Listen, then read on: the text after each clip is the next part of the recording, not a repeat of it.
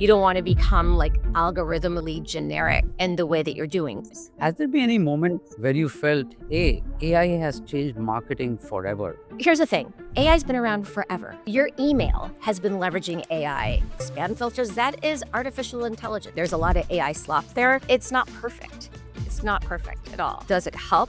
Tremendously. There's a significant impact to our velocity and efficiency. I mean, I'm seeing it across a lot of commercial companies like over-rotate towards the efficiency. That's why I said you need to think about methodically how you use AI and using it responsibly. Because at the end of the day, you don't want to lose that brand differentiation. Any perspective on that? Like, is it going to become completely autonomous and humans are going to get replaced? I love this question so much. Is AI going to take our jobs? No, it's not. We're going to see some jobs be eliminated, but we're going to see jobs created as well. Every time I put anything in Claude or in Copilot, I have to check the work. You still need human intervention to check what it's doing, to make sure that it's not BSing, and to make sure it's the work that you want to represent. If you were to hire the next marketing leader for your team, what skill sets would you look for? Hi, everyone, and welcome to another episode of our CMO MoneyBall podcast series, where we interview GTM and marketing leaders on the art and science of going to market and their unique experiences doing that. I'm very excited to welcome Mari Ström, who is not only an advisor to RevSure, but has been an incredibly successful marketing leader and revenue leader over her experience. Welcome, Mari. Hi, Didi. Thank you so much. I'm super excited to be here. Great. Thank you so much. I was very excited about this episode since we've known each other for a while. You're an advisor to RevSure, but also because of the unique experiences and your unique career journey, having been in enterprise marketing. Right now you're with HP, but before that, having a very, very successful career with companies like Fabric. And I saw that you started your earlier career in Accenture. So, which was pretty interesting to me as well, which is kind of enterprise marketing all the way. I know you had a startup journey, but you started in a startup like Fabric and then scaled it all the way. So I was excited to talk to you and having this conversation. How do you think marketing has evolved over your career? Right, like what are the focus areas? What did you focus on? I know this whole aspect of AI in marketing nowadays, but if you could just give us a flavor to start off with of how marketing has evolved, that'd be great. Oh gosh, well, Didi, I've been in marketing for a very long time, 2 decades to be exact. So, it has definitely evolved. Back when I was starting, email marketing was just taking off, right? You had all these email marketing platforms, and marketing automation was still at the cusp, enabling email marketers to do their best work, to do their most data-driven work. So I would say it's gone from, I think about some of these legacy systems like a Marketo or even an Experian sheet of mail. That was way back. And some of the folks who are probably going to listen to this podcast have never heard of Experian Hmm. or sheet of mail, but it has changed so much in terms of automation, in terms of scalability.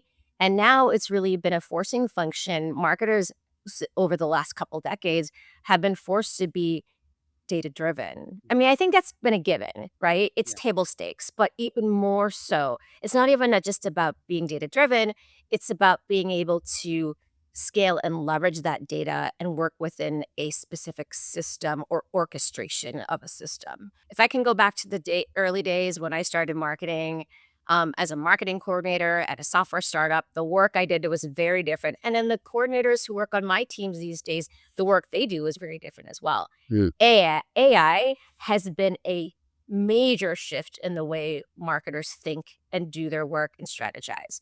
So it's not about just for us to, and also an enabler for us to scale and do work more efficiently, but it's changed the way we work. And it's forced us to think differently in terms of how do we use AI within our system and create this system and then use it to help us orchestrate. So now instead of us thinking through a lot of, I'll just use an example, like creating a strategy for something, strategy for a campaign or a program, you're actually leveraging AI to do that thinking, the early thinking for you to get that traction and to organize and orchestrate your thoughts and the strategy and the cross collaboration with a team that you would normally do manually. Hmm. Got it. Got it. No, very interesting. I think you touched on some key themes. Right. One is essentially although marketing and marketing channels have evolved, right? So I think There's direct mail. You talked about email, then direct mail, and I know in the past 10 to 15 years, there's been like the paid channel explosion, like Google, Meta, LinkedIn, ABM. I'm sure now a lot of companies I see are using also connected TV platforms. But the common theme and the forcing function has been how to kind of become more data driven, because with this explosion of channels, you have to kind of make better decisions. So it's data has always, like you mentioned, been at the center of marketing. But it's very interesting that you talked about, like, as AI is coming in, it's more about the orchestration and, if I can use the term, Yeah. systems thinking, right? That you have to kind of coordinate across multiple channels, I assume, and then different team members who need to have a more collaborative, coordinated approach to this orchestration of AI in marketing. Has there been any moment Mhm. you where you felt, hey, AI has changed marketing forever? Has there been any such moment? Like, is it about the orchestration, or is it like about something that happened that made you feel that way? Uh, I would say it's interesting. I had this conversation with my family last night, and I'd say that I started to realize that AI is here for good and Mm, that we should be leveraging AI and we should be embracing it. Is here's the thing. AI's been around forever. So everybody thinks that AI has only been here 5 years ago. mm, Your email has been leveraging AI since the very beginning. Gmail, right? The fact that we get these alerts on spam, like spam filters, that is artificial intelligence. So that's it. it's not, this is nothing new, Hmm. right? But we are getting smarter on how we can scale it and how we can use it to our advantage and how we can make things flow better and move faster. And so to answer your first question is when did I know that this was here to stay and that was changing marketing? You know, everyone on my team at HP has been experimenting with AI, different tools, Mm, ChatGPT, Claude, Lovable, even just Copilot. Like we use Microsoft at HP. Everyone's been experimenting, and I'm seeing great things come from that. I'm also seeing a lot of bad things come from it. I'm going to have to say there's a lot of AI slop there, mm, and you need to be able to intervene and you need to check the work, right? So, but I'm seeing everybody be more dependent on it. mm, And but that's not a bad thing. But everybody is figuring out a smarter way to use it. So they're being smart about the AI prompts that they're using. They're being smart about figuring about how they use it, whether it's to analyze data and find insights, mm, or even to figure out content or copy. So people are being really smart and judicious about it, and they're using it responsibly. mm, I can't stop my team from using it, and I want them to embrace it because there's a lot of great tools out there. But now I'm at this inflection point with my team where it's okay. How do we use this to build the team, the next generation of a team? mm. We're now we're now marketing engineers. And my team, I own growth marketing for the software and services division of HP. I'm looking at the entire funnel. I'm looking at all the data. I'm looking at all the areas where we can potentially improve conversion. And so there's a lot that goes into that, and it's very granular, and it requires a lot of thinking Mm. and analyzing. And AI is our friend in this situation, at least for my team, where we can figure out areas where there's friction points where we can actually move the needle. And every area where we can move the needle, it accumulates and it builds and it makes a difference at the end of the year or at the end of the quarter. So going back to your question around Mhm. like when did I realize this was something that was here to stay and that we had to embrace it or that we should embrace it was again seeing everyone on my team using it, figuring out unique ways to use it. And now I'm at that point where it's like, okay, how do I restructure my team to be Mm.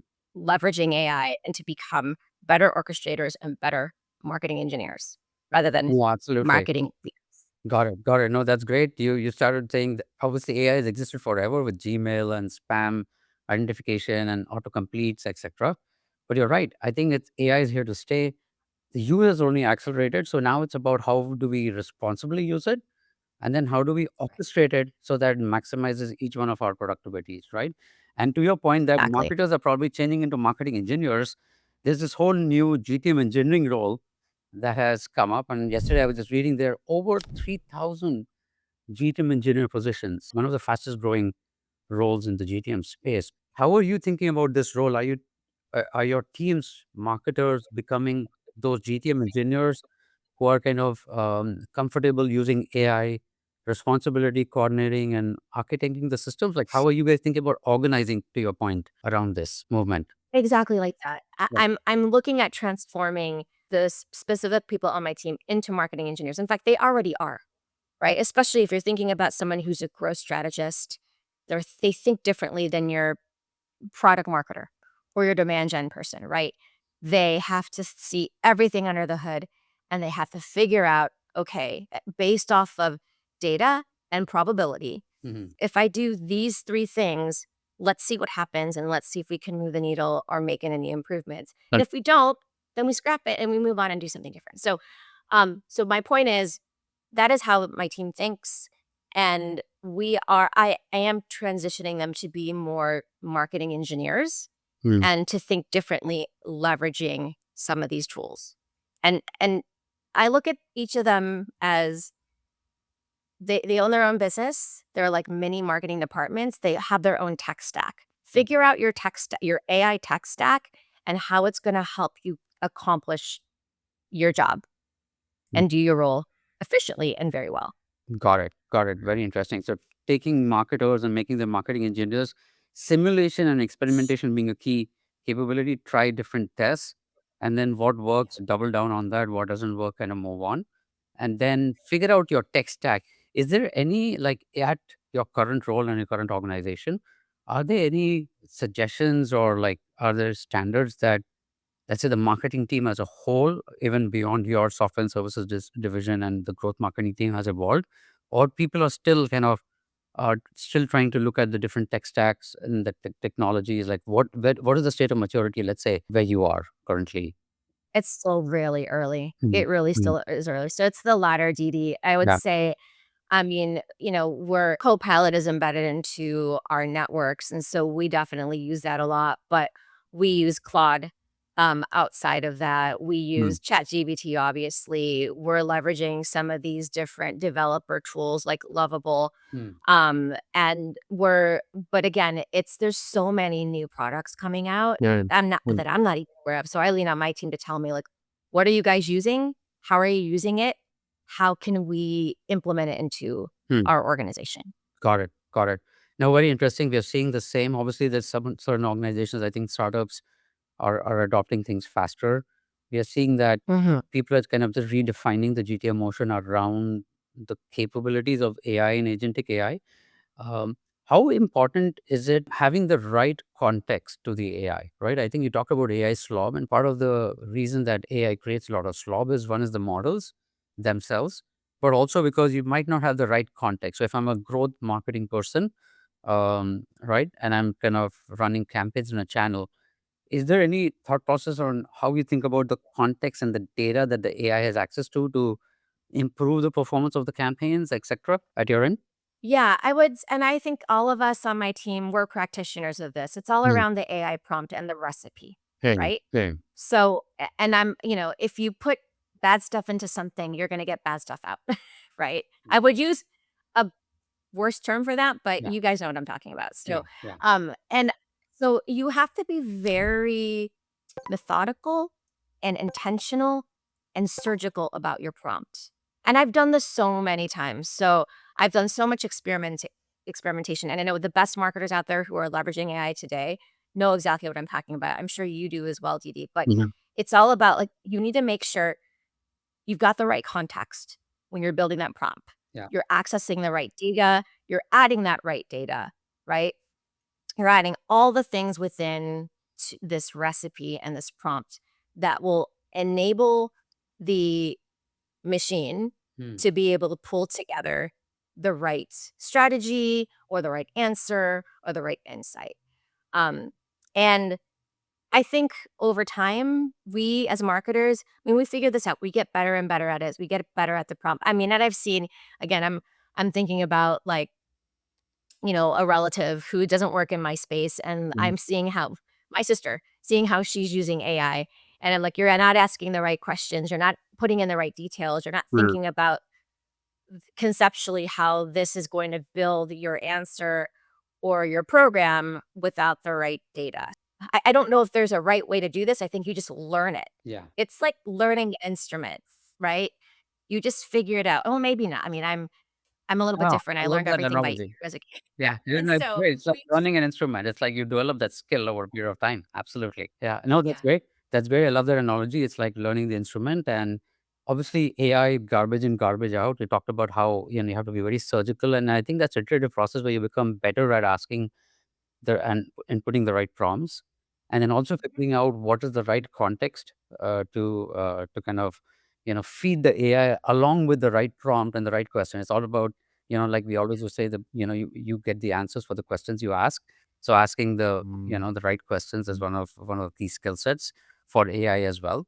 um, Coming Yes. back to more traditional questions around marketing, how has this changed? Like, I know your control and growth, but you've done various roles earlier in marketing. How is the question of brand versus revenue and demand marketing changing in the industry? And maybe there's a AI context to it as well. Like, does the role of AI help change the relationship between brand and demand marketing, or is it still there's brand or demand, but it's usually it's been seen as a trade-off in marketing? I think brand and demand are table stakes Okay. for everything Mm. in marketing. So, especially if you're trying to break into a category or stay within your category or stay competitive, your brand is going to be really important. I have always um, been a believer in the brand. And I think a lot of companies, especially a lot of startups, just because of the fact that they don't have the funding, Yeah. don't really focus on brand. Right. But your brand is your story. Yeah. And it's a way for you to create demand. If you Mm. have a good brand, if you have a good brand narrative, then you create the demand and you're targeting that right ICP to bring them to your site or to wherever it is that you're going to be at a trade show, et cetera. So I think brand isn't really important. I also think of myself as a revenue marketer as well, Yeah. because when I think about the KPIs that I care about, it's pipeline. Mm. Yes, demand is super important. I'm looking at our traffic every day. I'm making sure we're getting high intent visitors, but at the end of the day, is that converting Sure. to a lead, and is that converting to pipeline? And is that pipeline high quality, and is it converting into revenue? So it's all intertwined. So I think they're all super equally important. Today, AI has also, I think, shifted the way we look at all of these different channels, and they're all table stakes, but then they're forcing us, or enabling us rather, to just scale this and do it better and differently. Mm. It's exposing a lot of different data points that we normally wouldn't see, and also enabling us to experiment more and to think differently. Last week I was at the Vista Equity Conference, and there was a huge theme around using that AI and agentic automation for two things. One is like boards are putting a lot of pressure, especially from late stage startups and early stage startups. Like, how do you do more with less, right? Can agentic AI help you kind of automate, do it more scale and speed, like you mentioned, but also reduce the need for manual labor? So that's one aspect. And it's almost become like a wartime mindset, right? It's like, hey, if Yeah. you don't keep up with this, and if you're not using agentic AI at scale to automate, right, and do it at a speed that your other competitors are doing it at, right, then you're going to fall behind. So it's like this wartime versus peace time mindset, one aspect there. And the other aspect is, can you kind of do it and reduce labor, improve efficiencies, etc.? Are you going to see that theme even increase? Yeah. I mean, I would say, I've thought about this a lot. And if in this context, I say like in wartime as marketers, right? Mm. Mm. Um, AI it's becoming this force multiplier Mm. for efficiency and speed. Okay. And then, but it also becomes this force multiplier for innovation and customer intimacy, going back to the brand and building that relationship and that whole narrative. So I would say that there's a couple things that you have to think about too, though, with this is, and I wouldn't say I'm seeing it. I mean, I'm seeing it a lot across a lot of commercial companies. Like, we're seeing a lot of these companies over rotate towards the efficiency, Mm. right? And that's why I said you need to think about methodically and how you use AI and using it responsibly. Because at the end of the day, you don't want to lose that brand differentiation. You don't want to become like algorithmically generic Mm. in the way that you're doing things, right? So you have to, and I think, like I said, going back to the very beginning, I think we're still in the very beginning of how we still early, right? And how teams and companies are leveraging agentic and AI to build that efficiency. No, I love that. But I love the we'll point that you brought out around not losing customer intimacy in the race to kind of just drive automation, right? Because I think if you lose that customer intimacy at any stage, right? I think, whatever stage company you are, whether you're a startup, late stage, or a public and enterprise company like HP, right? Then that actually starts taking away and the impact of that will only be felt months from today, right? Like, Yeah. we might keep automating a lot, but if you lose customer intimacy and brand differentiation, then that wartime mindset really doesn't help you, because you're just kind of pushing the risk to the future, right? So love that point. And I think one of the key things that we are also seeing here on the agentic AI side is that a lot of companies are starting to say, hey, I can replace your SDR and I can replace your marketer. Like, I can create these superhuman agents. And our perspective has been that it's going to be humans plus agents working together, because the human actually has to guide that agent, absolutely. because for the very specific reason that you mentioned, where you can't lose customer intimacy, and plus also because there's a lot of creativity, right? So AI should help you improve creativity. So any perspective on that? Like, is it going to become completely autonomous and humans are going to get replaced? Or like, what is your personal belief system, like, I at love least in marketing? Yeah. I love this question so Yeah. much. And I had, again, is Yeah. AI going to take our jobs? No, it's not. In my opinion, and what I'm seeing and what I'm hearing from other analysts out there, sure, we're going to see some jobs be eliminated, but we're going to see jobs created as well, Mhm. right? So that marketing coordinator, Okay. right, that we would hire early out of college, who would do all this stuff for us and coordinate and manage, and like some of this would be minutia, is now being driven by AI, right? Mm. And so you could take that marketing coordinator who we hire out of college and up level them to do high value work Mm. and Mm. teach them how to use AI to do all that other work. So I don't think it's taking job. Sure, okay, sure, it's going to take jobs. It's going to replace jobs, but it's going to replace them with different jobs Yeah. and make us better. I believe. I 100% believe. And I don't think we still need human intervention Mm. with AI. Okay. So every time I put anything in Claude or in Copilot, I have to check the work. I always have Mm. to check the work, Mm. right? Yeah. Don't want to, you want to make sure, again, we're still seeing a lot of slop. Mm. Um, and it's not perfect. It's not perfect at all. And so does it help? Tremendously. There's a significant impact to our velocity and efficiency, but you still need human intervention to check what it's doing, to make sure that the dots all align, to make sure that it's not BSing, right? And to make sure it's the work that you want to represent. Yeah. Yeah. So, That's interesting. So I think the key thing that you brought out, which is very interesting, is like the the AI needs to represent the thoughts of the human being rather than the other way Mhm. around. And how do you kind of make that happen? You have to actually check that work consistently. One, because it's not the AI is not yet perfect and there's an AI slop, but also AI can't generate new things, right? It's actually just repeating patterns of the past. So you might not get true creativity. You'll get combinations of creativities of the past, but not original creativity necessarily. And that's something that only human beings can provide, right? And I think that's a great point. And the other thing that we're thinking is that, especially for enterprises, I feel that the GTM motion is so complex, right? You might be able to automate micro tasks, right? Like, hey, Mhm. this is one marketing task that says it'll automatically create the campaign given the parameters that someone decides, right? But it cannot kind of automate the orchestration of the GTM motion, right? Which is our fundamental, at least at RevSure, which is one of our fundamental beliefs. If you want to optimize the end-to-end GTM motion, there's a full funnel perspective that one has to take. At least I found, as I work with enterprises, that 70% of the GTM motion of an enterprise is cross-channel nurture, right? Whether that is cross-channel nurture, even when you're doing growth marketing, you have to kind of, the growth marketing is done in the context of multiple other interactions that are taking place, right, with the same buyer. And so orchestrating that end-to-end GTM motion becomes very, I don't think there's an automation that can actually do that. It can automate, right? It can, like, you can automate certain tasks, so that gives human beings the opportunity to do more value-added tasks while the repetitive manual tasks get automated. So what is your inspiration? Like, what are your sources for inspiration around your role, right? I know the expectations from marketing leaders is also going up. People talk about marketing tenures, and right, and people talk about the expectations from CMOs, and marketing leaders has become more of like, you become orchestrators and conductors and systems thinkers who will have to coordinate multiple aspects around marketing. So what is your inspiration of how you think the future of marketing, or if you were to hire the next marketing leader for your team, what skill sets would you look for? That's a great question.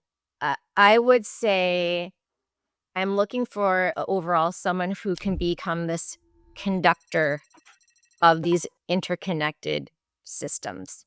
Hmm. Okay. Hmm. So again, going back to orchestration, but someone who understands how to leverage which tool and when.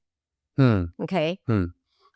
Because I still want somebody who can, we need that human intervention, and we need that connectivity to the customers, somebody who can understand the customer voice and embody that in everything that we do with marketing, but can still figure out how to best conduct those different growth systems, those different AI engines. I think it's going to be super important. And it's more than just the tools, right? Hmm. It's the AI, the workflows, right? Hmm.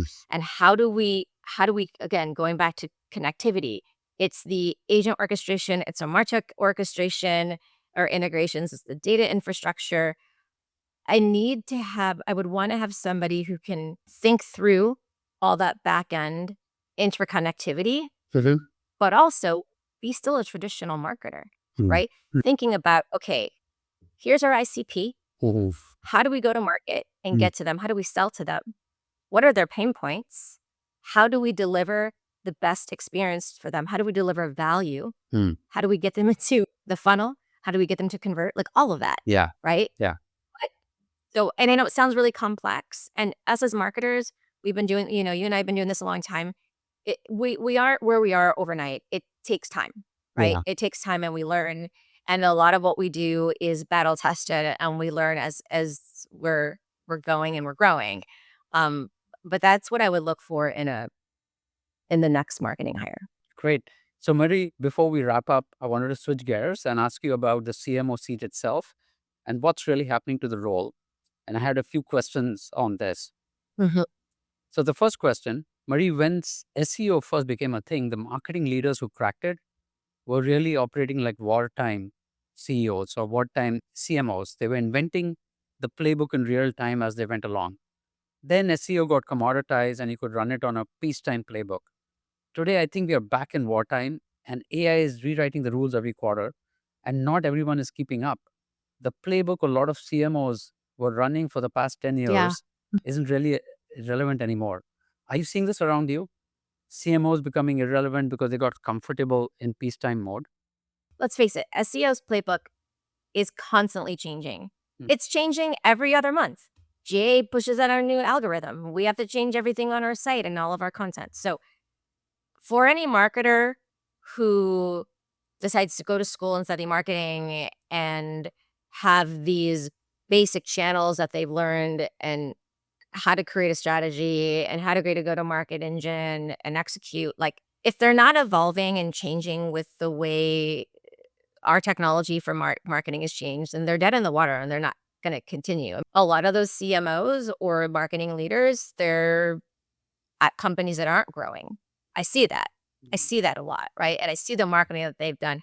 Mhm. So, I advise for RevSure. I've advised for some other companies too that've been around, and I'm like, oh, what are you guys doing? Like, this is like from 2001, right? Mm. So, uh, as a marketer, as a marketing leader for me, especially being in the tech space, like I'm constantly being barraged with new tools and new ideas and new ways of thinking and new ways of doing growth and new ways to look at my data, Mm. right? Mm.